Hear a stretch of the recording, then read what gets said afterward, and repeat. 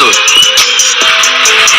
গানটা ইতিবৃত্তি যিটো আছে সেই ইতিবৃত্তিবোৰ আমাৰ অসমৰ ইমান অসমৰ জাতীয় মত আহি ভিক্টৰ দাসকটো চিনি পায় জাতি মাতৃক ভাল পোৱা ৰাজীৱ সদিয়াই নিজে হেনো সেই প্ৰক্ৰিয়াটো আৰম্ভ কৰে সেইকাৰণে ভাল কাম কৰা নাই বেয়া কাম কৰিছে সেইটো নিজে শুদ্ধ হ'ব লাগিব নিজে চিন্তা কৰিব নালাগে আমি আবেগৰ দালালি কৰিবলৈ অহা নাই তেওঁ গীতৰ কথাই কৈছো আমি কিন্তু তথাপি দুখী অনুভৱ কৰিছো যে মৃত্যুৰ আগলৈকে ৰাজীৱ সদিয়াৰ বিষয়ে মই সিমান নাজানিছিলো কিন্তু ৰাজীৱ সদিয়া নহয় নমস্কাৰ মই প্ৰাঞ্জল প্ৰতিম বৰুৱা স্বাগতম জনাইছোঁ মোৰ যোৰহতীয়া ল'ৰা ব্লগ চেনেলটোলৈ আৰু বন্ধু বান্ধৱীসকল আজি ভিডিঅ'টো হৈছে মানে এইটো ভিডিঅ' হৈছে আমাৰ ৰাজীৱ সদিয়া দাক সত্যৰঞ্জন বৰাই যি গানক লৈ যি দেলালি কৰা বুলি ক'লে আপোনালোকে এটা বিস্ফোৰক মন্তব্য আগবঢ়াইছে মানে সত্যৰঞ্জন বৰাই এটা চাই লওক সত্যৰঞ্জন বৰাও হৈছে এজন মানে দালালি অনা অসমীয়া দালালি হয় সত্যৰঞ্জন বৰা মানে গাত মানে গেৰুৱা বস্ত্ৰ বহন কৰি মানে পিন্ধি গেৰুৱা বস্ত্ৰ পিন্ধি আৰু যি মানে অনা অসমীয়াক লৈ যি দালাল কৰি আছে আমাৰ অসমত মানে এতিয়া শিৱসাগৰত মানে ঘটি যোৱা যিটো ঘটনা আছিলে সেই ঘটনাটো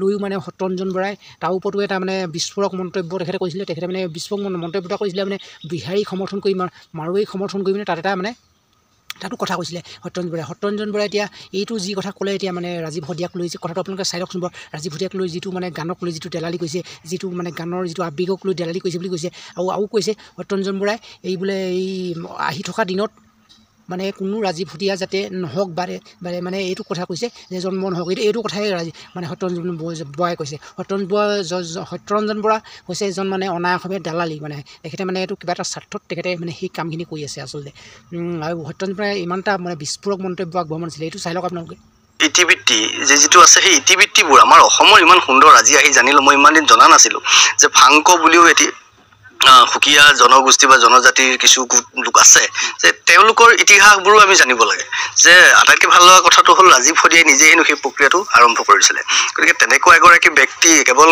গীত গাই আমাৰ মাজত জাতীয় চেতনাৰ উদ্বুদ্ধ কৰোৱাই নহয় তেওঁ সামগ্ৰিকভাৱে নিজৰ বংশৰ কাৰণে নিজৰ মানুহখিনিৰ কাৰণে ভূমিৰ কাৰণে কৰিবলৈ চেষ্টা কৰিছে তেওঁৰ কাৰণে আমাৰ দায়বদ্ধতা আছে দায়বদ্ধতাৰ খাতিৰত আমি আহিছোঁ আৰু তেওঁৰ কণ্ঠৰে বা তেওঁৰ গীতৰ মাজেৰে কওঁ যে আৱেগৰ দালালি কৰিব নালাগে আমি আৱেগৰ দালালি কৰিবলৈ অহা নাই তেওঁ গীতৰ কথাই কৈছোঁ আমি বিষয়টো আগুৱাই নিবলৈ আহিছোঁ ৰাজীৱ সদিয়া আৰু আহি থকা দিনত যাতে কোনো ৰাজীৱ সদিয়া নহয় দেখিলে সত্যৰঞ্জন বৰাই কি ক'লে দেখিলে আৰু আমাৰ ৰবি শৰ্মাদাই কি ভাল কথা কৈছে কি সুন্দৰ কথা কৈছে ৰবি শৰ্মাদাই মানে ৰাজীৱ সদিয়াৰ ওপৰত মানে ৰবি শৰ্মাদাই কি সুন্দৰ কথা কৈছে আপোনালোকে চাই লওক যে ৰবি শৰ্মাই যে কৈছে যে আমাৰ দৰে মানে ৰাজীৱ সদিয়াৰ দৰে এজন মানে অসমৰ সম্পদ মানে আমাৰ অসমৰ পৰা মানে হেৰাই গ'ল গতিকে তাৰ বাবে কিমান এটা বৃহৎ লোকচান আমাৰ জাতিৰ কাৰণে বহুত লোকচান এটা কিমান ডাঙৰ এটা লোকচান মানে ৰাজীৱ সদিয়াদাৰ ইমান ভালকৈ কথা কৈছে ৰাজীৱ সদিয়াদাৰ বিষয়ে আপোনালোকে শুনি লওক ধুনীয়াকৈ আৰু মানে সত্যৰঞ্জন বৰাই যি বিস্ফোৰক মন্তব্য তেনেকুৱা সত্যৰঞ্জন বৰা আমাৰ অসমত মানে কোনো প্ৰয়োজন নাই কৰি গতিকে আমাৰ দৰে সমাজত প্ৰয়োজন জাতিৰ কাৰণে যি চিন্তা কৰে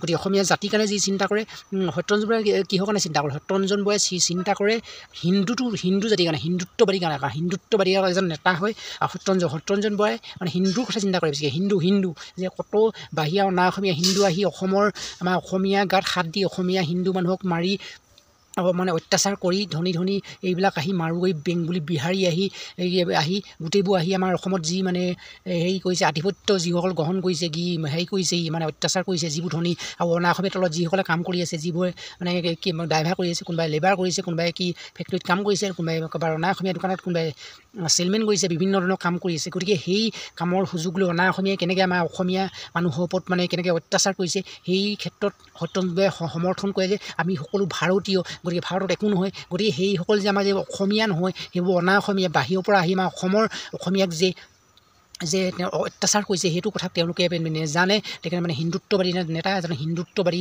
হিচাপে তেখেতে মানে সেইখিনি কৰি আছে তেখেতে মানে তেখেতক মানে দালালি বুলিয়ে ক'ব লাগিব মানে সত্যৰঞ্জন বৰাক গতিকে সত্যৰঞ্জন বৰাই আমাৰ অসমীয়া জাতিৰ কাৰণে চিন্তা নকৰে সত্যৰঞ্জন বৰাও হওক বা হিমন্ত বিশ্ব মানে অসমীয়া আমাৰ জাতি ধ্বংস কৰি মানে অসমীয়া জাতি মানে সত্যৰঞ্জন বৰা বা আমাৰ এই হিমন্ত বিশ্ব শৰ্মাই এইখিনি মানে আমাৰ মানে অসমীয়া জাতিক ধ্বংস কৰিছে গতিকে অসমীয়া জাতি গতিকে অসমতেই যদি নিৰাপত্তা নাথাকে ক'ত নিৰাপত্তা থাকিব গতিকে বেংগলী বিহাৰী যেনেকৈ আহি আমাৰ অসমত যেনেকৈ নিৰাপত্তা নোহোৱা কৰি দিছে আমাৰ অসমীয়াক যেনেকৈ অত্যাচাৰ কৰিছে তাৰ ক্ষেত্ৰত আমি বিল আছে তেনাৰ পৰা অনেক 30 সংগঠন 32টা সংগঠন আমাৰ আছোঁ গতিকে ইমানখিনি থকা স্বত্তেও কি সত্যৰঞ্জন বৰাই কি চেলেঞ্জ কৰিব নেকি আমাৰ এই সংগঠনৰ লগত কি বুলি হৈছে প্ৰথমতে সত্যৰঞ্জন বৰাই কৈছিলে যে জিংক চুলীয়াৰ বিষয়েও কৈছিলে এইখিনি কথা মই বেলেগ এটা ভিডিঅ'ত ক'ম আৰু মানে সত্যৰঞ্জন বৰুৱা লিখীয়া মানে এনেকুৱা এজন মানে দেশত দোষী বা জাতিত দোষী মানুহ আমাৰ কোনো প্ৰয়োজন নাই। গতিকে সত্যৰঞ্জন বৰুৱা কি কথা কৈছে সত্যৰঞ্জন বৰুৱাই যে এইটো বিস্ফোৰক মন্তব্য কি আগবঢ়ালে আপোনালোকে দেখিলে। গতিকে শিৱসাগৰৰ কথাটোক লৈ কি বিস্ফোৰক মন্তব্য আগবঢ়াইছিলে কৈছিলে দেখিছিলে। গতিকে সত্যৰঞ্জন বৰুৱাৰ কোনো প্ৰয়োজন নাই। গতিকে অসমীয়া জাতিৰ কাৰণে অসমীয়া মানুহে চিন্তা কৰিব লাগিব। সত্যৰঞ্জন বৰুৱা এজন অসমীয়া হৈও আজি সত্যৰঞ্জন বৰুৱা কোনো গাত নালাগে। অসমীয়া জাতি অসমতেই যদি নিৰাপত্তা নাথাকে তেতিয়া ক'ত নিৰাপত্তা থাকিব। গতিকে এনেকুৱা কোনো প্ৰয়োজন নাই, এনেকুৱা সত্যৰঞ্জন বৰুৱাৰ কোনো প্ৰয়োজন নাই। আৰু আপোনাৰ ৰবি শৰ্মা দাই কি ক'লে মানে কি ভাল ভাল কথা ক'লে আমাৰ ৰাজীৱ হৰিয়াদাৰ বিষয়ে আপোনালোকে শুনি লওক, চাই লওক। কিন্তু বিতৰ্কৰ সৃষ্টি নকৰি আমি যিটো মুখ্য আমাৰ ছাবজেক্ট, যিটো মূল উদ্দেশ্যলৈ আমি কথা পাতিছোঁ যে আজি ৰাজীৱ শদিয়াৰ বিয়োগৰ যিটো দুখ আমি পাইছোঁ, তাত আমি যদি ভালকৈ চিন্তা কৰিবলৈ চাওঁ যে তেওঁ প্ৰসাৰ বিমুখ এজন ব্যক্তি, এজন শিল্পী, যিয়ে সদায় এই অপসংস্কৃতি অসমীয়া ভাষাটোৰ যিটো আমি সংঘাত থাকোঁ যে হেৰাই যাব নেকি সেই কথাটো লৈ জাতিটোৰ হৈ তেওঁ গান গাই আহিলে আজি অতদিনে। গতিকে ডেফিনেটলি আজিৰ দিনত য'ত সস্তীয়া ফেচবুকৰ বাতৰিবিলাকে শিৰোনাম বুটলিবলৈ সক্ষম হয়, তাত তেওঁলোক প্ৰসাৰৰ পৰা বহুত দূৰত থাকে, তেওঁলোকে সেই পপুলাৰিটি পোৱা নাই। মোৰ দুখ লাগিছে আজি এইটো কথাত যে আমি এজন শিল্পীক হেৰুৱালোঁ আমাৰ মাজত, আৰু ইমান কম বয়সতে তেওঁ আমাক এৰি থৈ গুচি গ'ল। মোৰ সাংঘাতিক দুখ লাগিছে। আৰু তাতোকৈ বেছি মই নিজকে আচলতে অলপমান দুখী অনুভৱ কৰিছোঁ যে মই বাৰু ফেচবুক বৰ চাই থকা মানুহ নহয়, ছ'চিয়েল মিডিয়াৰ লগত বৰ টাচত নাথাকোঁ। আপোনালোকে মোৰ প্ৰফাইলকেইটা দেখিলেও গম পাব যে মই কেতিয়াবা দুমাহৰ মূৰত এটা পষ্ট দিওঁ, তাকো কিবা এটা দিবলগীয়া থাকিলে, ক'বলগীয়া থাকিলে, নহ'লে এই যে নিয়মীয়াভাৱে যে দুটাকৈ পষ্ট ডেইলি দিব লাগে ফলোৱাৰ বঢ়াবলৈ, সেই কামটো মই আজিলৈকে কৰিব পৰা নাই। গতিকে ফেচবুকৰ পৰা দূৰতেই থাকোঁ, কামতেই থাকোঁ, অনুশীলন থাকে, শাৰীৰিক অনুশীলন থাকে। ছবিখনৰ যদিও আমি কেৱল অভিনেতা হিচাপে থাকোঁ, কিন্তু স্ক্ৰিপ্টখন মোৰ হোৱা স্বত্বেও মই আৰু বেছি সময় দিবলগীয়া হৈছে। মই শ্বুটিঙৰ গোটেই সময়টোত কনচেপ্টটো মই যিটো বিচাৰিছিলোঁ সেইটো ঠিকে গৈছে নাই সেইটোও চাই থাকোঁ। গতিকে বহু সময় যায়। মই মোৰ বাৰ্থডে, মোৰ জন্মদিনৰ শুভেচ্ছা দিয়া মানুহখিনি হেৰিবিলাকো আজি বহুত মূৰত চাবলৈ পাওঁ। গতিকে তেনেস্থলত ময়ো নিজকে কিন্তু তথাপিও দুখী অনুভৱ কৰিছোঁ যে মৃত্যুৰ আগলৈকে ৰাজীৱ শদিয়াৰ বিষয়ে মই সিমান নাজানিছিলোঁ। কিন্তু জানিবলৈ নোপোৱাটো আচলতে গোটেই জাতিটোৰ বাবে আমি আটাই দিব নোৱাৰিলোঁ। আচলতে সেই ক্ষেত্ৰত আমি আটাই দোষী, আৰু আমি আটাই আচলতে আজি এই যে আমাৰ যিটো লছ হৈছে, এই লছটো কিন্তু গোটেই জাতিটোৰ লছ। কাৰণ এজন শিল্পীয়ে নিস্বাৰ্থভাৱে তেওঁ এটা সস্তীয়া গান বনায়ো পপুলাৰিটি ল'ব পাৰিলে, তেওঁ কৰা নাই। তেওঁ অকল এটা লক্ষ্য লৈ কাম কৰিছে, আৰু লক্ষ্য লৈ কৰা মানুহজনহে আচলতে শিল্পী হয়। কিংবদন্তি কোনোবাই হওঁ বুলিলে হ'ব নোৱাৰে। আচলতে লেগেচি এৰি যাব লাগিব, তেতিয়াহে লেজেণ্ড হ'ব পাৰে। গতিকে তেওঁ লেগেচি এৰি থৈ গৈছে। গতিকে তেওঁৰ মৃত্যুত মই গভীৰ শোক প্ৰকাশ কৰিছোঁ, আৰু মই নিজকেও ইয়াৰ মাজত মই দুখী পাইছোঁ যে ময়ো তেখেতৰ বিষয়ে বৰ নাজানিলোঁ, আচলতে গম নাপালোঁ। কিন্তু তেওঁ মৃত্যুৰ পাছতো আজি এইকা কথা গম পাই অন্তত এটা গৌৰৱ অনুভৱ কৰিছোঁ যে আমাৰ মাজত এনেকুৱা এজন ব্যক্তি আছিলে, যিয়ে কেৱল ব্যৱসায় হিচাপে নিজৰ শিল্পী সত্তাটোক নাৰাখিলে, তেওঁ ৰাইজৰ বাবে কাম কৰিলে। গতিকে তেওঁক মই চিৰনমন কৰিছোঁ, আৰু তেওঁৰ আত্মাই সদ্গতি পাওক তাৰে প্ৰাৰ্থনা কৰিছোঁ। গাইজ শুনিলে, চালে, দেখিলে কিমান ভাল কথা কৈছে আমাৰ ৰবি শৰ্মা দাই। ৰবি শৰ্মা দাই কেতিয়াও প্ৰতিবাদতো ওলাই যোৱা নাছিলে যদি ৰবি শৰ্মা দাৰ লগত নন পলিটিচিয়ান। ৰবি শৰ্মা দা বহুত ভাল। ৰবি শৰ্মা দা লিখীয়া আমাৰ এজন মানে অভিনেতা আমাৰ মানে সমাজত প্ৰয়োজন, আমাৰ মানে চিনেমা জগতত আমাৰ অসমত প্ৰয়োজন। ৰবি শৰ্মা দা লিখীয়া এজন মানে অভিনেতা নিস্বাৰ্থপৰভাৱে তেখেতে মানে অভিনয় জগতত আগবাঢ়ি গৈছে নিস্বাৰ্থপৰভাৱে। গতিকে বাকী যিসকল মানে অভিনেতা যেনেকৈ জুবিন গাৰ্গে যি কথা ক'লে, যি বিতৰ্ক কৰিলে, জুবিন গাৰ্গে এইটো কথা কয়, যি তোলপাৰ লাগি আছে, এতিয়াও লাগি আছে। আৰু জুবিন গাৰ্গে কি দেখিছে ষ্টেজৰ ওপৰত যি ঘেণ্টা কথা বুলি দেখিছে আপোনালোকে। আৰু জুবিন গাৰ্গে কি কৈছে? জুবিন গাৰ্গে কৈছে বোলে কি জাতিৰ কাৰণে কি ভাল কাম কৰি থকা নাই, জাতিৰ কাৰণে বোলে বেয়া কাম কৰি আছে। আপোনালোকে শুনিছে, চাই লওক জুবিন দাই কি মানে বেয়া কাম মানে কৈছে। জাতিৰ কাৰণে বোলে ভাল কাম নাই বোলে বেয়া কাম কৰি আছে, জুবিন দাই কৈছে। জুবিন দাৰ কথা ক'ব নোৱাৰি। জুবিন দাও কি মানে চৰকাৰীৰ লগত পলিটিক্সৰ কথা কৈছে, নন পলিটিক্স কৰিব লাগে, এইবিলাক কি কথা আপোনালোকে চাই লওক। জুবিন দাই আকৌ কি কয়।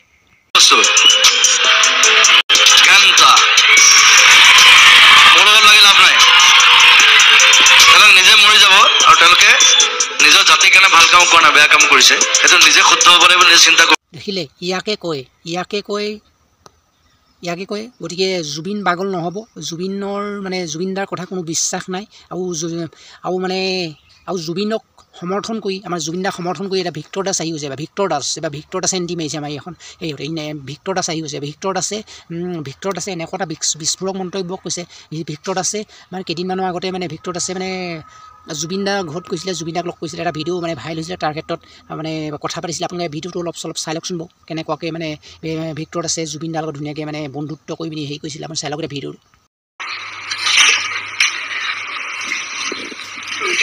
ক'বলগীয়া একো নাই প্ৰথম কথা। আৰু মই শুই উঠিছোৱে অলপ দেৰি আগতে। এজনী টিয়া মোৰ, এইটো ইকো, এইটো ভিক্টৰ। গেদা বুলি কৈ দিওঁ, আপুনি নখৰ সমান নহয় বুলি কৈ দিয়ে। বেয়া কথা নকৰিব। এইটো কিষাণো আছে, মায়া আছে, মোৰ ষ্টুডিঅ'ত। সি আহি ওলালহি আহি। এতিয়া মই গধূলি জলপান অকণমান খাম, ৰুটি এখন খাম। গধূলি 12টা বাজে। হা 10টা বাজিছে? নাই, এইটো মোৰ কাৰণে গধূলি। বেলেগ মানুহৰ কাৰণে ৰাতি হ'ব পাৰে, মোৰ কাৰণে গধূলি। আমাৰ কাৰণে গ'ল, মানে তোৰ কাৰণেও নহয়, আপোনাৰ কাৰণে গ'ল। মই কাম কৰা দেখিলে তই বুলি হৈ যাবি, চুইচাইড কৰি দিবি। আপুনি ভগৱান, মই যেনেকৈ কাম কৰোঁ। নহয় আমি জেজি ফেন ন। দেখিলে গাইজ কেনেকৈ মানে ভিক্টৰ আছে। সেইকাৰণে এতিয়া বন্ধুত্বটো এতিয়া বন্ধুৱে এজন বন্ধুৱে বেয়া কাম কৰিলে বা বেয়া কথা ক'লে বা কিছুমান মানে গ্ৰহণযোগ্য কথা নোহোৱা কিছুমান কথা ক'লে, আৰু সেই বন্ধুজনকতো বন্ধুৱে হেৰি কৰিব লাগিব, সমৰ্থন কৰিব লাগিব। এই ক্ষেত্ৰত মানে সেই জুবিন দাক সমৰ্থন কৰি আজি মানে ভিক্টৰ আছে এনেকুৱা কিছুমান মানে কথা কিছুমান কৈছে। মই দেখুৱাম কি কথা কৈছে ভিক্টৰ আছে, কি বিস্ফোৰক মন্তব্য কৈছে। ভিক্টৰ আছে কৈছে যে যিসকলে জাতিৰ কাৰণে চিন্তা কৰিছে, জাতিসকলে কাম কৰি আছে, জাতিৰ কাৰণে কাম কৰি আছে, সেইসকল মানে মানুহে মানে জীৱনত উন্নতি কৰিব পৰা নাই। আৰু জীৱনত উন্নতি ডাঙৰ নে টকা ডাঙৰ নে? Victor Das nonsense. তই কি কথা ক'লে আহিছ? এই কি ডাঙৰ? জাতি ডাঙৰ নে উন্নতি ডাঙৰ নে টকা পইচা ডাঙৰ? জাতি ডাঙৰ। যদি অসমত যদি অসমীয়া জাতি শেষ হৈ যায়, তেতিয়া তই অসমত তই একো উন্নতি কৰিব নোৱাৰে। উন্নতি থাকিলেও কোনো কাম নাই। তই অসমত কোনো নিৰাপত্তা নোহোৱা হৈ যাব। তই নিৰাপত্তা হিচাপে তই থাকিবও নোৱাৰিবি, গতিকে জাতি যদি শেষ হৈ যায় যদি। গতিকে মানে ভিক্টৰ দাস হৈছে এটা মানে কি ক'ম, মানে জুবিনৰ অন্ধভক্ত সমৰ্থনকাৰী মানে চামচাগি লিখীয়া এজন মানে ভিক্টৰ দাসে ডিম্পু বৰুৱাৰ ওপৰত, আৰু মানে এই ধ্ৰুৱ মানে ইউটিউবাৰ এজন আছে, মানে ফুড ব্লগাৰ ধ্ৰুৱ, নাম কি আছিলে, ধ্ৰুৱ কি কলিতা নে কিবা নাম এজন আছিলে। ভালকৈ মই ভিডিঅ'টো চাওঁ, কিন্তু ধ্ৰুৱ বুলি গম পাওঁ, কিন্তু উপাধিটো মই কি ভালকৈ নাজানো। তেহেঁতৰ ওপৰতো মানে বহুতকৈ বেয়াকৈ মানে তেহেঁতক মানে বেয়াকৈ মানে ভিডিঅ' বনাইছে তেহেঁতৰ ওপৰতো, মানে ডিম্পু বৰুৱাও মানে ধ্ৰুৱৰ ওপৰত বেয়াকৈ সেইটো কৰিছিলে। তাৰপিছত মানে ডিম্পু বৰুৱাৰ ওচৰত মানে ক্ষমা খুজিলে ভিক্টৰ দাসে, তাত ভিডিঅ' লাইভ কৰি পিনি। আৰু মানে ভিক্টৰ দাসো এটা মানে অতি মানে কি ক'ম আৰু, অতি মানে স্বাৰ্থপৰ লিখীয়া মানুহ, আৰু যিসকলে বিলাক জাতিৰ কাৰণে চিন্তা কৰিছে। বেলেগ দেখিব নাই, বেলেগ বুলি আপোনালোকে মদাহী চিনি নাপায়। অসমৰ জাতীয় মদাহী বুলি ক'লো, অসমৰ জাতীয় মদাহী ভিক্টৰ দাসকতো চিনি পায়।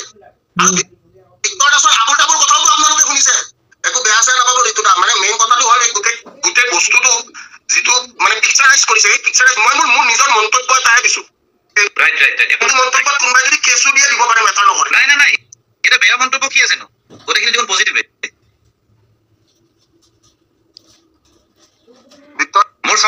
ৰাজীৱ শদিয়াৰ বহুত তথ্য চাইছো, তেওঁৰ প্ৰতিটো বস্তু বহুত আগৰ পৰা অনুধাৱন কৰিছো। বহুত বেছি দুখ লাগে যেতিয়া এজন প্ৰকৃত